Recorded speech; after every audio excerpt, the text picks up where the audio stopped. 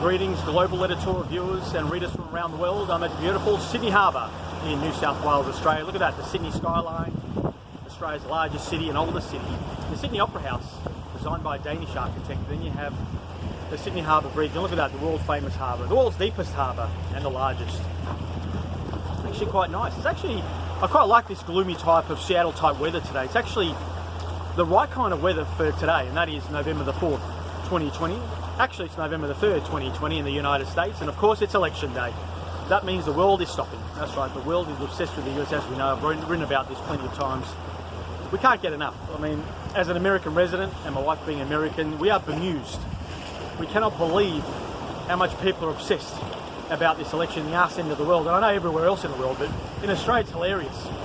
You bump across people who've never paid taxes in the US. They've never lived there. They've only been there on a holiday, and they're going nuts. They're going nuts. They're losing their marbles. But I thought I'd bring you to the harbour today just to make it nice and relaxed and soothing on a day that we're all stressing. We're all stressing.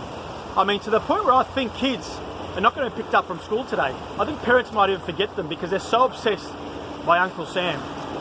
And so I thought I'd give you guys a nice little vantage point today just to relax and calm your senses.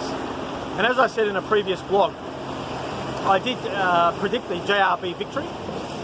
Joseph Robinette Biden to go to victory, to be the 46th president of these United States. But we don't know. I mean, it might take a long time with the ballots, obviously the mail-in voting and all the stupid conspiracy theories out there. We won't get into it too much. But all I can say is that George W. Bush was re-elected for slaughtering 500,000 humans. So anything is possible in these United States. The American dream is alive, folks. You could slaughter 500,000 innocent people and be re-elected. So don't be surprised if an illiterate, thrice-married, homicidal maniac comes through, because, I mean, there is precedent in the past.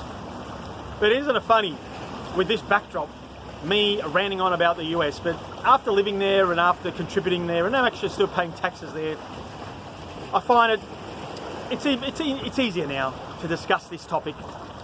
But again, one thing that's worse than a Johnny being re-elected is the rest of the world being obsessed to the point where they don't know how to operate anymore. It's like, people, calm down. You already rely on your iPhones to tweet about the US. That's bad enough.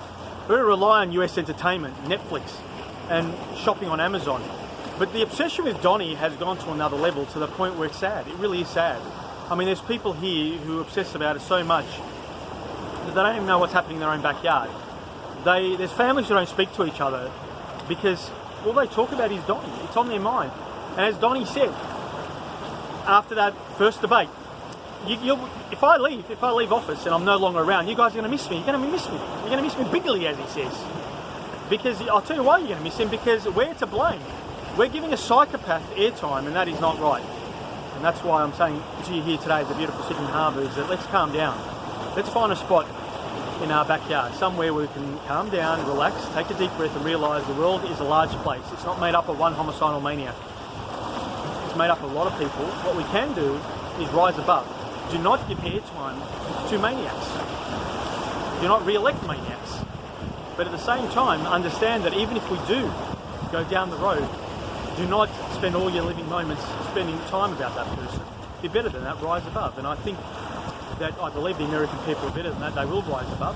But even if the result goes against what you believe in, remember, there's such thing as a judicial process, there's layers of government, there's independent thinkers out there. We'll always rise above, and we will always stop dictators from operating in free countries. I mean, that's what I believe in. But I know it's a tough time for people. I know you're losing your marbles, but calm down. And a special little message to people not living in the US, or not US residents who don't pay taxes in the US, it's okay. It's okay. It's okay. Soothe down. Get your little teddy bear out, squeeze it. It's okay. George W. Bush got re-elected for slaughtering all those innocents, and we somehow survived. And I think we can get through this as well. So on this beautiful gloomy day, look at that, the sun poking out now, and that is a good sign. I believe that's fate. That means that JRB will romp to victory and soothe all our issues. No, you can't rely on an oldie. You can't rely on an old codger, septuagenarian, to soothe our problems. All I can say is find a place, a peaceful place, relax, take a deep breath, and on November the 5th, November the 4th, whenever the election result may come through, we will get through it together.